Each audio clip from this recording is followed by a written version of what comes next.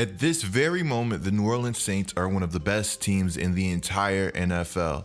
Due to some unfortunate circumstances over the past few years, they just haven't been able to get things done at the highest level in the NFL playoffs, being seemingly one or two plays away, what is starting to now feel like every season. As a Saints fan, I feel like we are one of the most unlucky franchises in the NFL. Heartbreak after heartbreak. But at the same time, as things stand right now, the Saints are a very complete team, one of the most complete rosters in the NFL. One or two plays away, this is a team that's also one or two players away from possibly competing in the biggest game. You guys know the Jadeveon Clowney saga, right? Well, boy, do I have news for you. And I don't just have news on Jadeveon Clowney. I also have news on Adrian Peterson, one of the best running backs to ever play the game of football. But before we go any further, be sure to subscribe and turn on notifications. You will not want to miss another Red Zone Coop video. And that's facts. If you guys are enjoying my content, be sure to drop a like on this video. It helps me grow and it tells the YouTube algorithm that you guys are enjoying what you're watching. Now also be sure to follow me on Twitch, link in the description below, and check out my other channels. So let's start off with Jadeveon Clowney.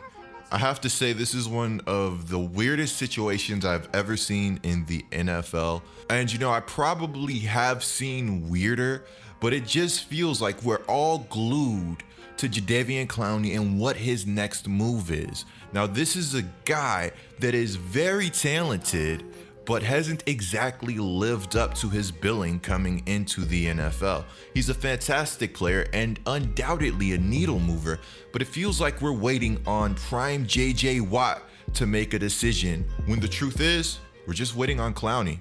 But I understand it from the aspect that he is somebody that is going to send a team to another level, and I have to respect Clowney for doing his due diligence and trying to go to a situation that makes sense for him and the team that signs him. He also wants to play for a winner, which at the end of the day, I have no choice but to respect. Now, regarding Clowney, the news has been all over the place. If you guys don't know, I was one of the first people to bring to YouTube Clowney possibly going to the Saints. I follow a lot of insider accounts on Twitter, and I also follow a lot of accounts that are affiliated with the Saints. I'm a Saints fan, and these guys have sources that haven't really let me down so far. Now, on the Clowney situation, I'm seeing that the Titans have an offer on the board. Ian Rappaport reported it the other day that the Titans have also maintained interest in Clowney. The Seahawks have been monitoring the situation, and the Saints are essentially on an all-out blitz to go out and try to sign Clowney. Now, you guys know the Saints defensive line, one of the most talented D-lines in the NFL. Davenport, Rankins, Onyemata, Cam Jordan, and then you want to add Clowney to the mix. These are all guys with undeniable talent. The Saints are an offensive powerhouse whose offense has gotten even better with the signing of Emmanuel Sanders. Now, where the Saints have struggled in the past, it's been on the defensive side of the football. If the Saints are able to get Clowney and they're able to rotate these defensive linemen and keep everybody fresh, they're going to be a problem for the entire NFL. And I'm going to say it right now, this is some friendly banter. Tampa Bay, that NFC South crown won't come as easy as you think. The Saints want Clowney on the field by Monday, but this might not be the most likely scenario. There's a report that has come out that Clowney has been advised to wait for cuts so suitors can clear cap space.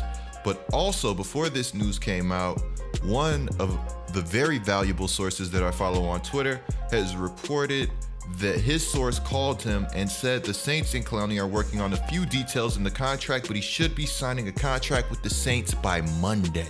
Now, very recently, I've seen the Saints have sent out a coach to go out and try to recruit Clowney even more. Again, this is one of the more intense recruiting situations that I have seen in the NFL. Now let's talk about the release of Hall of Fame halfback Adrian Peterson. AP was released by Washington this morning. It was a move that shocked a lot of people because we saw Adrian Peterson as a legit threat to start with Washington.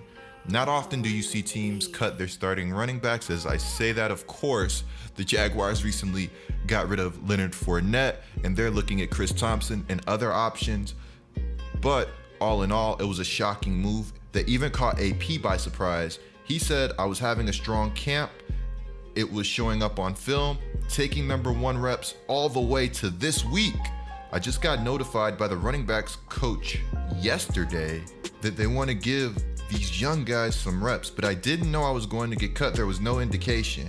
Today, Ron Rivera said, this is always tough, but yes, we're going to release you and go with this offensive style. I respect coach. Look, Antonio Gibson is a phenomenal player. The system really fits him. I feel like I can do that style too, more as a receiving back. We were all working on it, but they really want one main guy to do it, and they drafted Gibson for it. Trust me, I still have a lot in me, more to strive for and to do again." Now, over the past few seasons, you can argue AP has been one of Washington's most consistent players, and he's shocked the NFL time and time again. If you guys are fantasy football players like me, I say go out and get Antonio Gibson. I've been seeing that he has gotten some starter reps, and the Redskins coach, Ron Rivera, says he has a skill set like Christian McCaffrey. That's really high praise. Coming out of college, he reminded me a little bit of Kamara in the terms of he was somebody that was underused but wildly efficient. He averaged 15.6 yards per touch, making him the most efficient player in the country. There have been some concerns about his vision, and that started to arise at the next level. But the thing is, Kamara was also a player whose vision that personally I didn't like coming out of college, but I saw potential, and I saw that Kamara had big time talent. He could put it all together just like Kamara can. Obviously, I'm not calling him Alvin Kamara, but I'm saying this is a situation that you may want to monitor. If you look at the Washington running back situation, not the most talented group of guys. I think Gibson had to absolutely blow Washington away, and they're going all in on him. When you see a player with this type of skill set, you want to utilize it. With that being said, AP is 35, around there. I think he still has something left in the tank. I would like to see him go to a team like the New England Patriots. Let me know in the comments, what power running football team do you think AP can end up on? I definitely think he's still better than a lot of teams' third halfbacks. I expect to see him playing football again this season, and obviously better than a lot of teams' second halfbacks. With that being said, I'm Red Zone Coop. Click the video on the screen. Be sure to subscribe, and I am out.